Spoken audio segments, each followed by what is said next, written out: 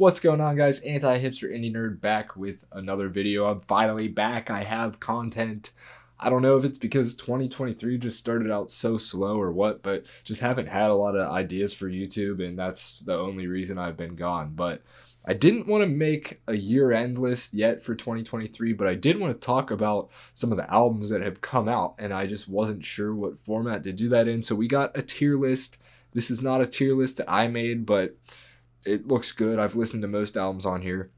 Not every single one, but we have a tier for haven't listened. So we're just going to hop right in, go album by album, tell you how I feel about each one, and give you a little overview of how I feel. So starting with this 100 Gex album, I think it's called 1000 Gex.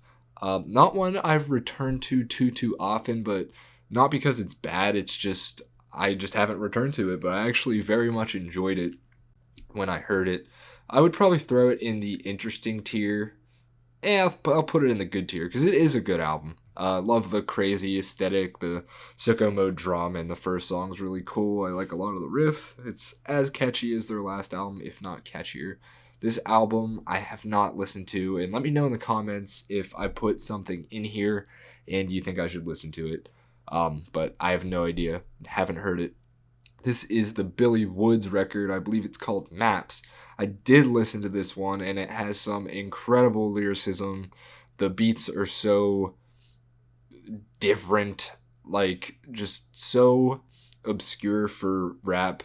Really like all the references and such in here, so I'm going to put it in good. I don't think it's quite a masterpiece, but it's definitely up there. And actually, I feel like I have to separate these two because the Gex album isn't as good as that Billy Woods record. Next, we got the Boy Genius album. I don't remember what any of these albums are called. I just know the artist, but I liked it. It was solid for what it is. It was kind of what I expected from Boy Genius to make, but it was definitely good, so I'm going to throw it in the interesting column. Next, we got this Caroline Pol album, which it's one of the best pop albums of the year, easily. I love pretty much every song on it. She created such an interesting atmosphere on this record, and I can't give enough praise to Caroline and this record. So I am going to throw this in the masterpiece category. And I feel like masterpiece is more so just for the year. Like, I'm not saying these albums are going to go on and be like classics for the rest of time, but I mean, This Caroline album is fantastic and probably going to crack my top 10 for the year. These albums, I have not listened to any of them up to this Depeche Mode album, which I was pleasantly surprised by. I really liked the singles off of this record. It was just a solid record that had them back to form, and that was cool to see in 2023. So another interesting record for me. And then this Fever Ray album, it just wasn't really for me. It's not that it's bad. I can see why people like it, but I just don't think I'm the target demographic for this album. So I'm just going to throw it in don't care because, I don't know, just not really for me. Then we got this Fire-Toolz record, which I'm stuck between good and interesting because there's so much happening in it that it's not an album that carries a lot of replay value for me, but the experience of it, I really enjoyed all the 2000s nostalgia mixed with the screamo and industrial elements. So, you know what? I'm going to put the Fire-Toolz album in interesting because, yeah, I feel like it has to go there. Next, I believe this is the Foo Fighters album, which is definitely one of my favorite rock releases of the year, for sure. I think they were top-notch on all their hooks, on their songwriting. Probably my favorite record from them, like, throughout their entire careers. So I really, really love this Foo Fighters album. I'm gonna put it in good. Have not listened to this. This Geese record is probably top 10 or top 5 of the year for me.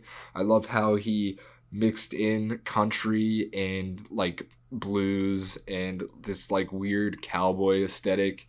It's such a weird album. I really, really like it. If you guys haven't checked this out, it's so indie. It's so like, I don't even know. It's a good album. Just go listen to it. This Gorillaz record was disappointing. I'm going to put it below average. Definitely not as good as their last, but wasn't the worst thing I ever heard. They've definitely had worse albums. Have not listened to this. Geez, there's a lot of albums I haven't listened to. That's a cool album cover. I haven't listened to it, though. This Jack Harlow album, it's what I expected from Jack Harlow. Better than his last. It's just kind of boring. Like, there's nothing happening in it. I appreciate that he's trying to be, like, more lyrical, but I feel like it just doesn't really work for Jack Harlow. So, yeah, it's kind of just mid to me. And then this Janelle Monae album was pretty disappointing, too. I think there's good songs on it for sure, and there's no way I'm gonna throw it into the poor column. But yeah, wasn't as good as I expected. Is all I'll say. If not, listen to this. This Jessie Ware album is fantastic, up there with Caroline for one of the best pop albums of the year. Every song on that record sounds like it could be a hit, and she's got an amazing voice, and whoever's helping her with the instrumentation did a fantastic job too. So definitely took it back to that like 70s throwback sort of sound. I've not listened to this.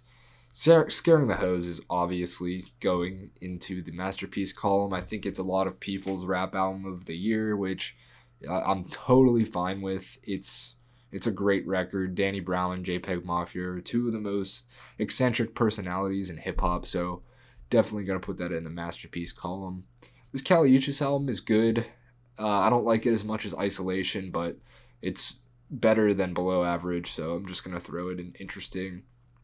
This Kara Jackson album, I only listened to it once, but she has an extremely unique voice, and I want to go back and check it out again.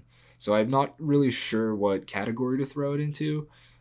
Like, I can clearly hear that it's a good record, but I haven't listened to it enough, so I'm going to put it in interesting. K-Termine, there's like 2 good songs on this record, and then the rest is just filler. It's not the summer fun album we really expected, and I wish we got a little more. It's just below average. I wouldn't say it's bad. And then this Kelela album, I think, is really underrated. All the layered sounds and stuff in this album are really, really good, and it didn't click with me till like my 3rd listen, but Happy Ending is one of the best songs of the year. It has an atmosphere that not many other songs can capture, so I'm putting this album in good. Same goes for this King Gizzard record. Really love the riffs on this. Check this one out if you haven't heard it yet. And I'm also throwing this King Krule record in good. Another album with an amazing atmosphere. So much sad boy vibes, but in a way that's not annoying. It's like, it sounds like you're in space. Like, it's one of the loneliest albums you'll ever hear, and I really enjoyed it. This Lana album, I listened to it only once, so I'm just throwing it and haven't listened, but I didn't get out of it what a lot of other people got out of it, so I don't feel comfortable judging it right now. I've not listened to this.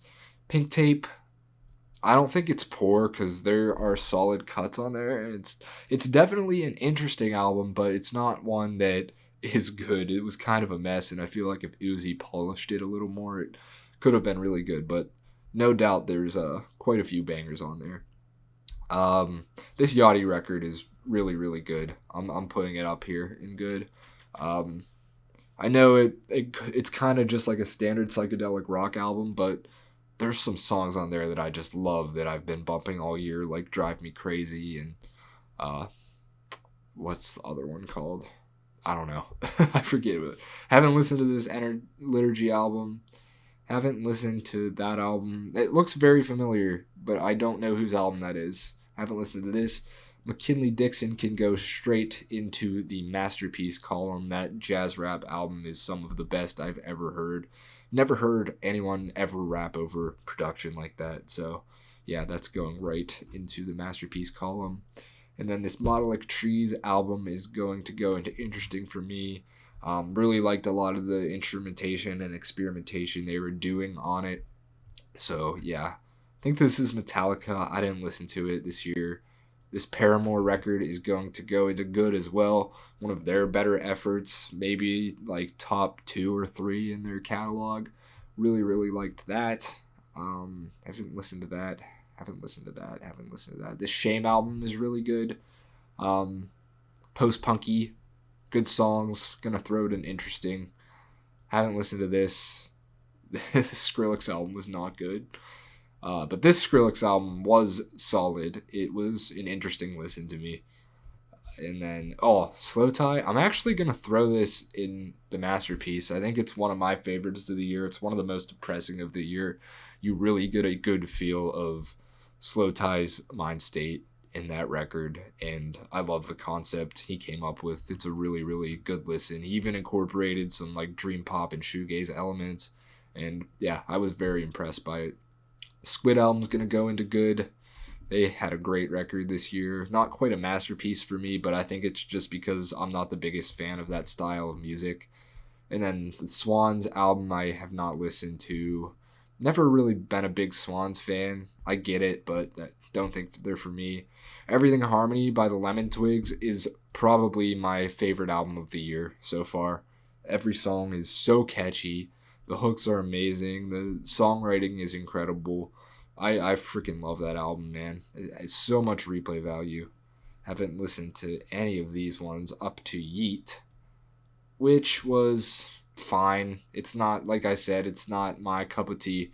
There's a couple good songs on it, but for me, I just don't really care. This is another album that looks familiar, but I have not heard it. Have not heard this one. And then Young Fathers is going to go into good. It's one that's grown off me a little bit, but overall, I think it's a really good listen. So down here is everything I haven't listened to, which is actually a lot. The only one I've touched here is the Lana record, but everything else I've not.